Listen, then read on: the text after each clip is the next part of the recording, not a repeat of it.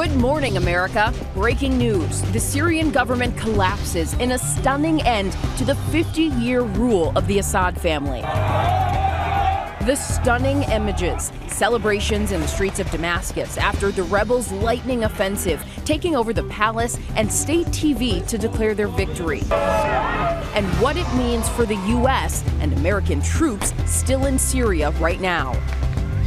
Closing in, the new clues in the nationwide manhunt for the man who gunned down the United Healthcare CEO. The new pictures of the suspect with dive teams searching the waters of Central Park for the murder weapon. Plus, what was inside the recovered backpack that could contain the suspect's DNA. Notre Dame reborn. France's world-famous cathedral reopens for its inaugural Mass, 5 years after the Gothic masterpiece was nearly destroyed by fire. The Great Organ reawakened, world leaders gathering in its grandeur. Shipping deadlines coming up faster than you might think with the shorter holiday shopping season. What you need to know to get those gifts delivered on time. Wild championship weekend. Here he goes again. The winners of the critical college conference games. Touchdown! The plays and the upsets. At the buzzer! Plus the final stretch in the NFL, the last 5 weeks. He's in! Touchdown! ESPN's Herm Edwards previews the big games.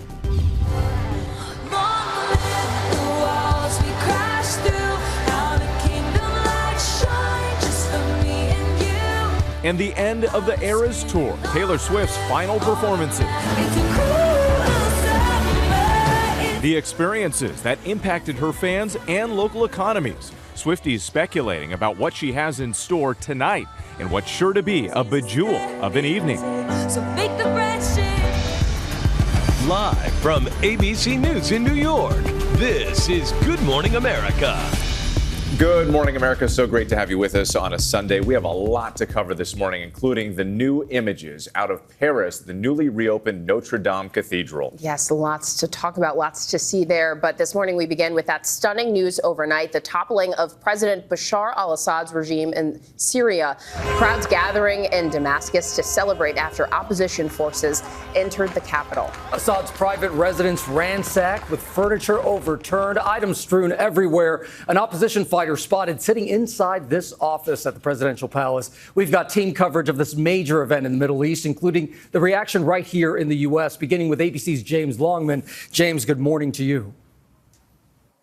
Yeah, good morning, Gio. This is one of the most extraordinary moments in the history of the Middle East. Bashar al-Assad inherited power from his father nearly 25 years ago. He has clung on to that power through years of civil war. But now a new rebel movement has managed to topple his regime in less than 2 weeks. History made overnight as Syrian dictator Bashar al-Assad is overthrown in a lightning move by rebel fighters. They are this morning inside the presidential palace, walking its huge halls, celebrating amid the abandoned luxury of the Assad regime. As outside, jubilation spreads on the streets of the capital. For a moment, few saw coming. Rebels declaring victory from the state TV studios, saying the city of Damascus has been liberated. The tyrant Bashar al-Assad has been toppled. The rebels seizing Damascus almost without a fight, as Assad's military appeared to evaporate. This Syrian military checkpoint left abandoned overnight, military uniforms left behind, scattered on the floor. Such scenes were unthinkable less than 2 weeks ago when the rebels launched a sudden offensive. That snowballed, and day after day, they overrun key cities. Assad, in power for 24 years, oversaw the brutal crushing of the revolution against his regime through nearly 14 years of civil war. He was propped up by allies Iran, Russia and Hezbollah, but he never completely regained the north, and Turkey has quietly supported the mix of Islamist rebel groups vying for power. Out of the carnage, Hayat Tahrir al-Sham emerged, and with Assad's allies distracted by wars in Ukraine, Gaza and Lebanon, the group appears to have taken its chance. An offshoot of al-Qaeda, its leader Abu Mohammed al-Gawlani now wants to project a more moderate image. The group solidifying its status as guardians of the revolution, on Saturday storming the city of Homs, birthplace of Syria's rebellion back in 2011. And they've released prisoners from Syria's infamous jails, where they'd languished for years for opposing the regime. Protesters chanting, "Long live Syria, down with al-Assad," setting fire to a poster of the Syrian president. The US and President Biden have been acting with caution, with no plans to intervene. Assad's backers, Iran, Russia, and Hezbollah, have all been weakened and distracted. And so he has not had the support from those three actors that he expected to be able to count on, and has been left basically naked. Now, I've been speaking to many of the Syrians that I've met over the last 13 years. They are overjoyed at what has happened. Millions have been displaced. They're looking forward to being able to go home now. The issue for them, though, is the future is far from certain. So many questions, and I know you'll stay on top of it. James, thank you so much for your reporting. Whit? All right, Gio, let's get more now on what this could mean for the hundreds of U.S. troops now in Syria and how the Biden administration is monitoring these fast-moving developments. ABC's White House correspondent Mary Alice Parks joins us now with the latest. Mary Alice, good morning. Yeah, well, good morning. The White House is closely monitoring these events. I pressed them overnight for any details about the whereabouts of Syria's dictator Bashar al-Assad, but they have not confirmed exactly what they know at this point. One defense official telling us, though, that the U.S. mission in Syria remains unchanged. There are about 900 American troops in Syria in the far eastern part of the country focused on fighting and containing ISIS. Now, National Security Jake Sullivan yesterday said that ISIS will try to take advantage of this chaotic moment. Stopping them is the U.S. priority. Now, just last week, the U.S. conducted airstrikes in Syria after U.S. troops were targeted, likely by another group. The situation on the ground with so many competing factions is just incredibly complicated. Now, as for this primary rebel group that took the capital, the White House saying that they saw those preparations coming, but the speed of the takeover caught everyone by surprise. Now, Jake Sullivan said, yes, Iran, Russia, Hezbollah, who had propped up Assad, have been weakened, but also for decades, the Syrian people have been fed up by Assad's brutal regime. Now, President-elect Trump overnight posting on social media that the U.S. should not get involved. But there are big questions going forward about how the U.S. will interact with this new rebel group and how they will make sure there is not a humanitarian catastrophe. And as you noted, all the different factions with different interests in that country. Mary Alice Parks for us, thank you so much. And tune into This Week later on this morning. Martha Raddatz speaks with retired CENTCOM Commander Frank McKenzie on the situation in Syria. Janae? All right, Whit, now to the manhunt for the suspected killer of the United Healthcare CEO, Brian Thompson, who was gunned down on a Manhattan sidewalk. NYPD investigators gathering more evidence every day since the killing. And this weekend, searching a pond in Central Park. ABC's Aaron Katursky joins us live with the very latest. Aaron, good morning. We just got new pictures from NYPD also this morning. And those images are important because it's believed to be the image of the shooter just after the shooting, getting into a taxi. We'll show you those in a second. This is now a nationwide manhunt. The NYPD is fielding hundreds of tips. The suspected shooter has not been identified yet, though he left behind a tantalizing clue.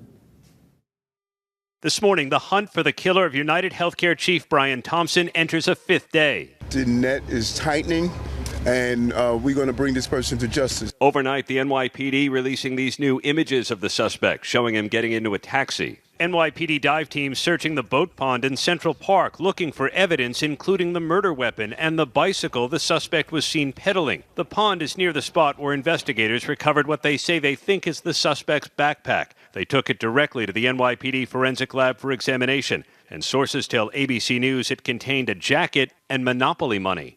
It is important to have the backpack because you may be able to pull off some genetic or forensic material, like maybe DNA. The suspect fled the shooting scene on foot, then is seen entering Central Park on a bike. He exited the park 8 minutes later and was seen here pedaling on West 85th Street near Columbus Avenue. By 7 a.m., police said the suspect had ditched the bike and hailed a taxi. By 7:30, 45 minutes after the shooting, the suspect was gone.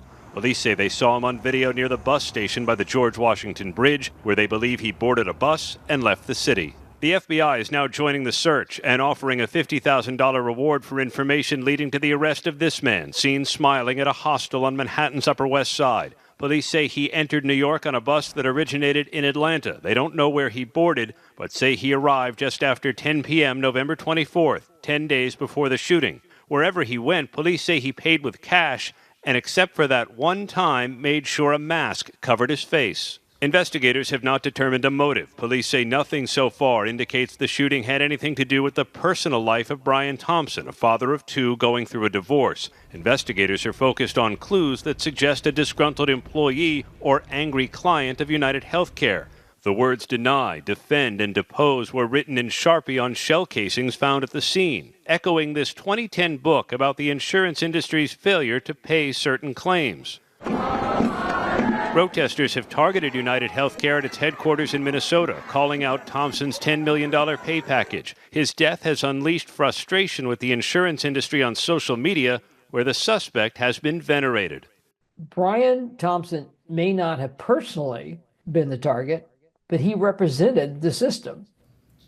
NYPD officials believe they have made significant progress now closing in on the suspect. Still, though, no official identification has been made. And Aaron, that point you're making at the end of your piece about the reaction by many people because of what Brian Thompson represented has been fascinating to see, scary at some points. What are we learning about the contents of the backpack? So the backpack contained a Tommy Hilfiger jacket and Monopoly money, which seems like he may have been toying with investigators or intended for police to find the backpack, but they handled it very carefully because, never mind what's on the inside, they wanted to make sure there was they could get some DNA perhaps off the outside, so they took it up with an excavator. Wow. Human hands never touched it. It went straight to a lab for analysis.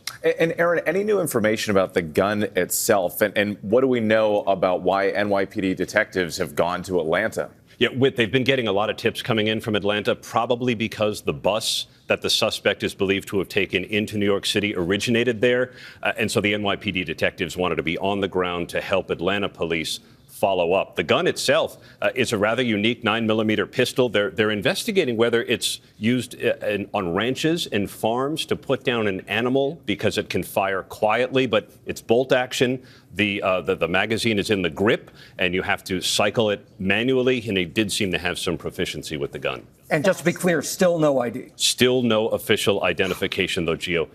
They want to believe they're close. That's unbelievable. All right, Karen Katursky, thank you so much. We're going to go overseas now to the great celebration in Paris for the reopening of the world-famous Notre Dame Cathedral.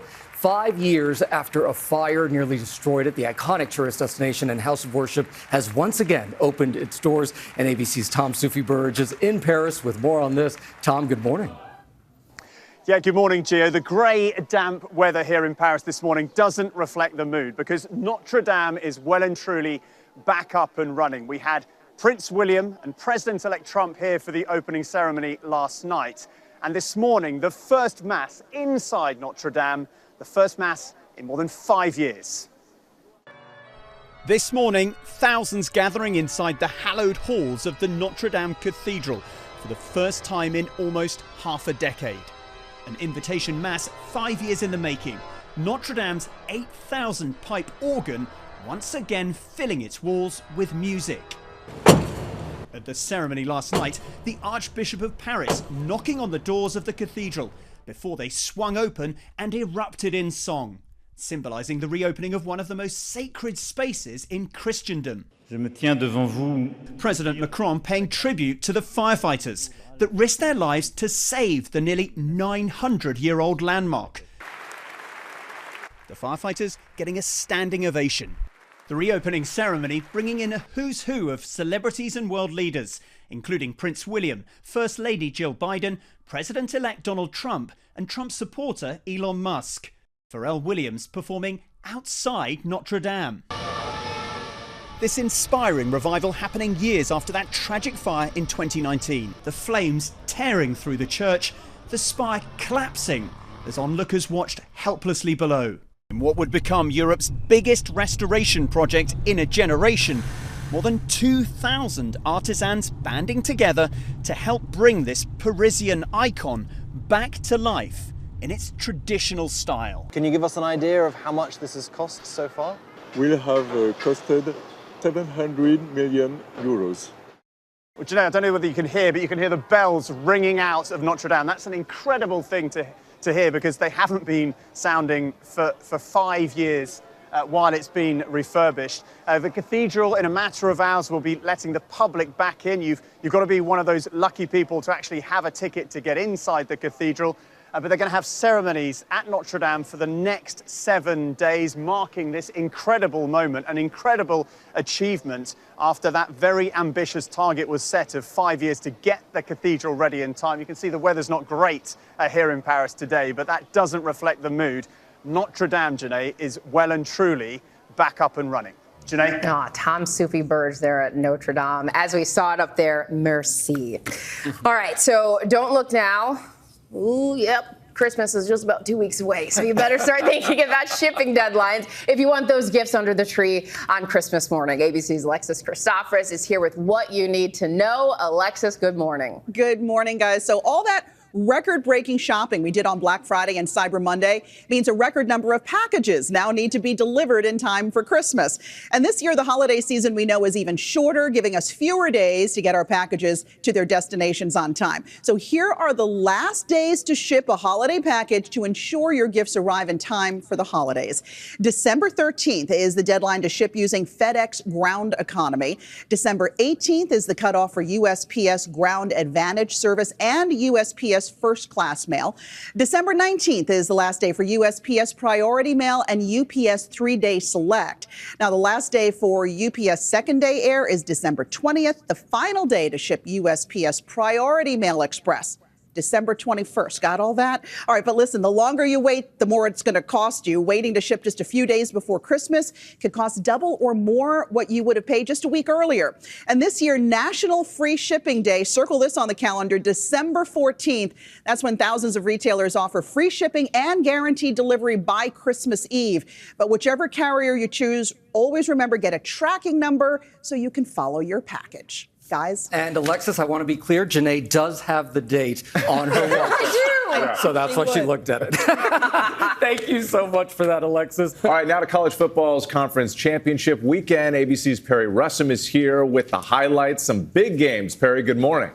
Whit, good morning to you. Today we see who is in and who is out of the playoffs. Yesterday we had upsets, a shootout, and a comeback that melted away in the final seconds. At the buzzer! Clemson wins the ACC! Overnight, a wild finish in the ACC championship game. SMU clawing back from down 17 to Clemson, tying the game with seconds left. Pressure, Jennings, side of the end zone!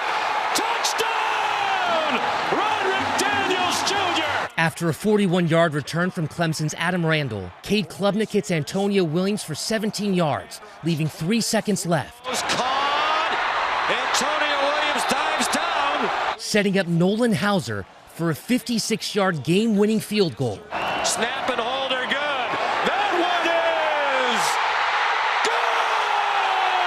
is good! Over in the Big Ten, #1 Oregon leaping over Penn State. Got rid of it in a hurry. Touchdown. The Ducks Dylan Gabriel throwing 4 touchdowns. Heading to the end zone. Touchdown, Oregon. Oregon stays undefeated and wins their first Big Ten championship in their first season in the conference. In the Big 12, Arizona State demolishes Iowa State. Here he goes again. Cam Scatterbu with 3 touchdowns for the Sun Devils. And for the SEC championship, the Georgia Bulldogs taking on the Texas Longhorns. Outnumbered, but they do show up and show out. Georgia loses their starting quarterback, Carson Beck, at the end of the first half. Beck got hit. And he's down. Hard, yeah. Stockton on the move. And turns to their backup quarterback, Gunnar Stockton. HCN barrels into the end zone. Georgia's got the lead behind the backup quarterback. Texas fights back, sending the game into overtime, with Georgia down 3. Gunnar Stockton knocked in the head. Stockton gets leveled, forcing Georgia to go back to their starting quarterback, who can barely raise his arm. They hand it to him. Touchdown! Georgia SEC champions! Yeah, and that win for Georgia was massive, giving them a first-round bye and an extra week to figure out what's happening at quarterback. The first round of the playoffs starts Friday, December 20th, right here on ABC, guys. Well, Perry, our biggest thanks to you. And viewers at home, you might remember that yesterday we introduced you to Hunter, Chris, and Matthew. Remember, the biggest Georgia Bulldog fans around. Well, while we were talking to them, they got a big surprise from former Georgia Bulldog, 2-time national championship winner, and their favorite, Ladd McConkey, who helped us surprise them with tickets to Saturday's game. Did you see Hunter's double take? He could not believe it. He was so shocked. So shocked. There they are. Oh, look Hunter, at Chris, and Matthew at last night's game, watching the Bulldogs pull off an amazing win against Texas again in overtime. Yes. They called it.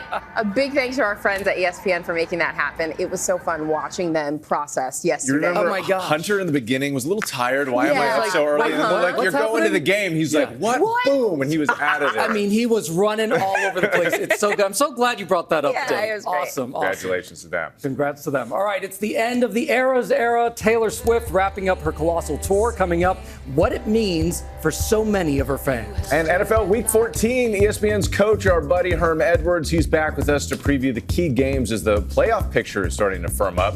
The Chiefs with a chance to clinch their 9th straight AFC West title. Wow. And awards season countdown. Everything you need to know ahead of the Golden Globe nominations. We'll be right back. Stay with us. Good morning, America. It's Taylor. I wanted to tell you something that I've been so excited about for a really long time, have been planning for ages, and I finally get to tell you I'm going back on tour. The tour is called the Eras Tour, and it's a journey through all of my musical eras of my career. It's international. Remember that, right? Little throwback there. Welcome back to GMA on this Sunday morning.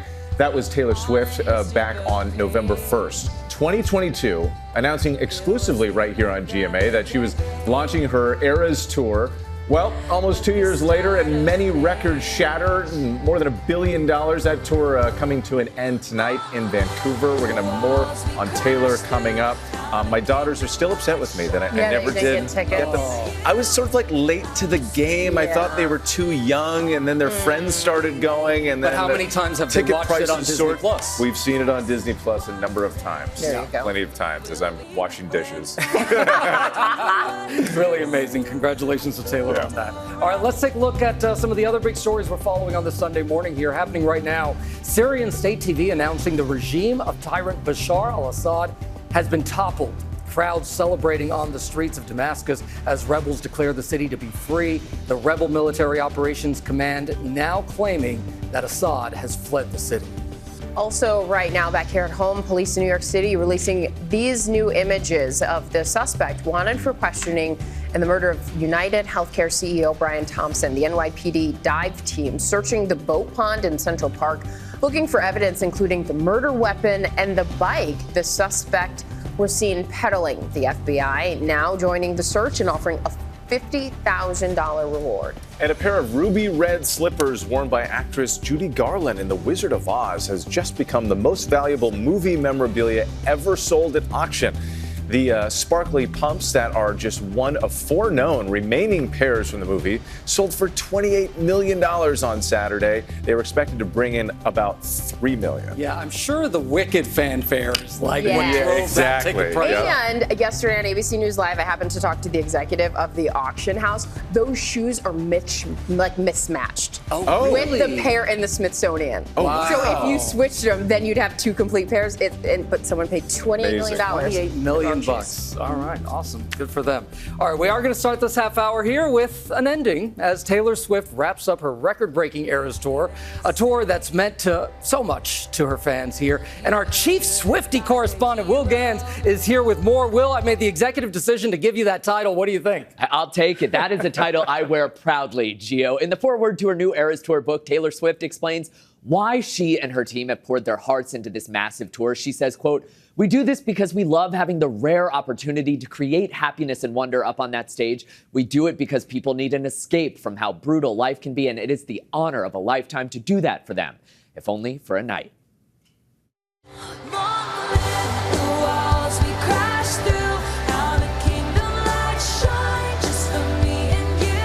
Long live the Eras Tour. 2 years, 5 continents, 152 shows, roughly 500 hours on stage, a 44-song set list, and 299 surprise songs later, it's time for Taylor to take her final Eras Tour bow. Taylor herself wore more than 80 different outfits on stage, from bodysuits to ball gowns, inspiring countless fans to dress up, like 11-year-old Henry Hinson, his Halloween costume going viral and catching the eye of Taylor's team. They are giving us 2 tickets to one of the shows in Indianapolis. You're going to the Eras Tour. It was amazing to see Henry being celebrated for who he is. And he is a kid with a disability, but that is not all he is. Henry even getting a visit from Taylor's mom, Andrea, during the show. She said Taylor's thinking about me. For the estimated 11 million fans who have attended, there was one must-have accessory: friendship bracelets. So make the friendship bracelets, take the moment and taste it. You got no reason to be afraid. In cities where Taylor had tour stops, Michael's stores reported a 300% sales lift in beads and jewelry categories in the days leading up to the concert. 12-year-old Ellie Serrano launched a quest to get one bracelet from each show, and Swifties stepped up. Ellie's now got more than 1,500 bracelets. How has your life changed from the beginning of the Eras Tour to today? I don't know how to explain it. I haven't really felt like I fit in. And Taylor's really helped me push through all of that. It just was so beautiful for other people to see like her in the way we saw her. I mean, it's all Taylor when it really comes down to it, and the fans of Taylor. It's been fun to kind of gather the Swifties in the Chiefs Kingdom and open them up to the football world. The star of the Eras Tour and her boyfriend helping to bring dads and daughters closer too. This Swiftie dad carrying his daughter and swapping shoes with mom, whose dogs were barking after Taylor's show in Toronto. But now, after grossing an estimated $2.6 billion, handing out $55 million in bonuses to her team last Christmas, spawning a box office busting concert film, and celebrating a record-setting 4th Album of the Year Grammy win, it's time for Taylor Swift's next era. The walls we crashed through, I had the time of my life with you. And there is one final Eras Tour concert tonight in Vancouver, and Swifties across the country are going big with this show. Organized live stream watch parties in Los Angeles, Salt Lake City, Kansas City, and the event I'm going to here in New York tonight has 1,400 people RSVP. Wow. It's at your apartment, right? Yeah. You guys are on the guest list. Yeah. I didn't know if Plenty you of knew. room. And thank you for introducing us to Ellie. What a moment for her to say that she never fit in and felt like she fit in until now. That element of community and Swifties finding one another throughout this process has been such a joy to be a part of. You know, it's something special. Even the little boy Will, because we talk about these concerts and everything, and the money that it brings in, that impact, but you found the human impact, and that's real, and they'll carry that with them for their lives. It's so special you brought that. Thrilled for those young people. Yeah, I'm thrilled for you. All right, thank you. And our friend Rebecca Jarvis is going to be taking her daughter to Taylor's final concert tonight in Vancouver, so she's going to take us all there tomorrow morning right here on GM. I'm not going to tell my daughters that. Leave that part out. Yeah. Sorry, girls. Lots of action on the gridiron today. Joining us is ESPN football analyst, our friend Herm Edwards. Coach Herm back in the house. A lot of big matchups today. And first, let's get to, so we got the Lions, the Vikings, the Packers are all holding 3 of the top 4 records in the NFC. Just how good is the NFC North right now? Well, if you do the math, this division alone is 35-15. So they are the best division in football right now. 3 of those teams will obviously make the playoffs. You talked about them, the Lions, the Packers. They're going to make the playoffs. And this is a really competitive division. Green Bay lost to them last week. I mean, so all these teams are going to win 10 or more games. We already know that. The Bears are obviously in that division as well. They're still trying to improve. They got a young quarterback that's going to be pretty good, though. So this is the best division in football. I think at the end, in the NFC Championship game, I'm going to say it right now, I think it's Detroit and the Philadelphia Eagles. Okay. All right, called it Prediction. here. We're going to write that down, Coach. Hold you to it. Coach, the Chiefs and the Chargers, they meet in an AFC showdown tonight. How does LA stack up against the 11-1 Chiefs? Well, they stack up pretty good on the defensive side of it. The Chargers have the best defense in football, scoring defense, only allowing 16 points a game. So they can play really good defense. They did again last week against Atlanta, holding Atlanta to 13 points. But I do think it's in Arrowhead. Very difficult to beat the Chiefs in Arrowhead. And this is playoff time. Kansas City knows that. They're running out of games. They're trying to get tuned up for the playoffs. And that guy right there that just threw the ball, that Patrick Mahomes, I know this. If he has the ball at the end, bank on it. He's taking them down there for a score, and they generally win. Yeah, so I'm sadly, going as to go with the 49er Chiefs. fans definitely know that. We're well aware. Thanks, Coach. I love when Coach says bank on it. So let's see how you banked on the previous games. This is our Who's with Herm scoreboard. Witt's got 11. Janae's got 9. I've got 4. But you're on the board. But I'm on the board. I don't have 0 anymore. Yeah. Coach, you've got 8. So tell us here, what do you think about Monday night on ESPN? You've got the Cincinnati Bengals traveling to Dallas to take on the Cowboys. So who's your pick? Well, did you mention the Cowboys? Yeah.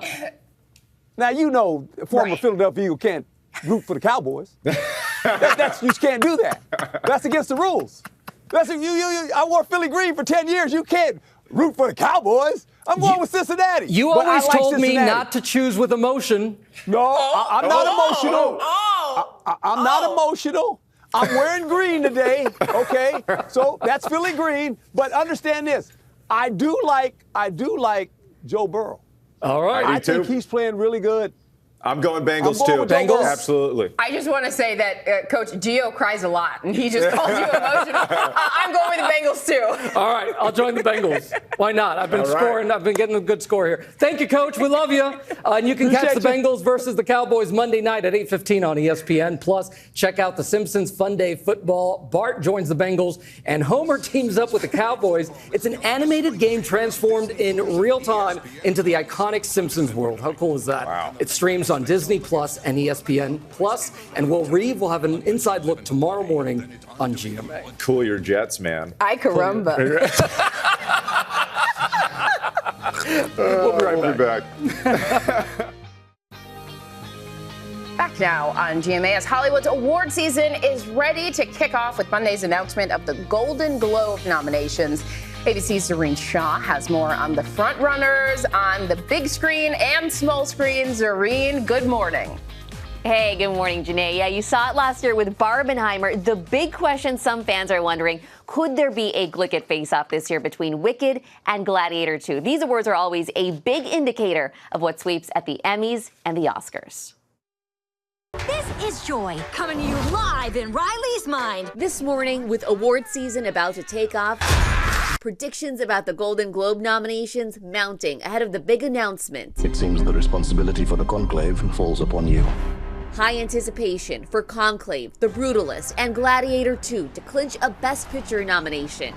With possible nods to Best Actor nominations for Ralph Fiennes, Timothée Chalamet, and Adrian Brody. Welcome to America. And excitement for Angelina Jolie, Tilda Swinton, and Nicole Kidman for Best Possible Actress nods. And for Best Comedy Musical, You're green. I am. Wicked, Anora, and Emilia Perez all leading the pack. Some wondering if the Glicked craze The odds are against you. The odds are always against me. could be bigger than last year's Barbenheimer. Both films that did incredibly well, two completely, theoretically, different audiences, but two films that everyone really enjoyed at the movies this year. And on the animated feature side, all the buzz for Inside Out 2, Flo and Wallace and Gromit. What is that? It's the sarcasm. Sarcasm. Darkest hour, wake thy power. And on the TV side, high anticipation for Agatha All Along, The Bear, Shogun, and Baby Reindeer for possible nominations. And Mindy Kaling and Morris Chestnut are set to present the nominees right here in Los Angeles tomorrow morning, and the Globes are set to air a month from now on January 5th. Whit, here's the season. Yeah, some great movies, and Shogun, one of my favorite series of the year. So good. Samara's been giving us weather reports right off the menu, right? Right off We're the warming up a little bit. 62 on Wednesday. That's going to be the best We'll day. take it. We'll right take here in New it. York. A reminder, ABC News Live now has weekend programming. And you're going to be there. And we've got some really interesting things coming Really up. So tune in. fascinating. Yeah. we forget. All right. For real. It's true. We'll be watching. Thanks for starting your day with us. Have a great week.